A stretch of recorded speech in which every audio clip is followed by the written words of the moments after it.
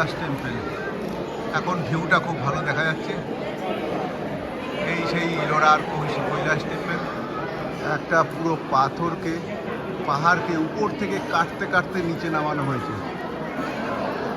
কি অদ্ভুত, আশ্চর্য বিষয়, কিভাবে কি ডিজাইন, কি ড্রয়িং করা ছিল, যার ফলে এত নিচে তো শয়ে শয়ে হাতি,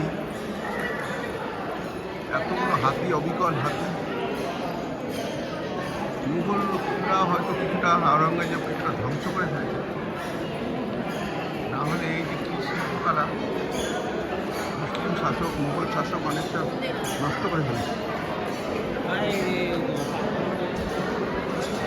বাপরে বাপ, কি সুন্দর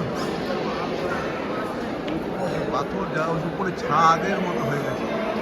পাথরটা কেটে, এটা পিছন সাইড, এক সাইডে এলাম, চারিদিকে হাতি।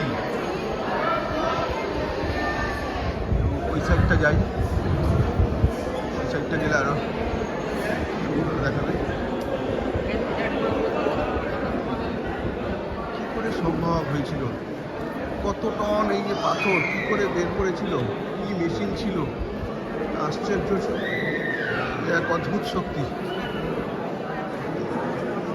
অদ্ভুত।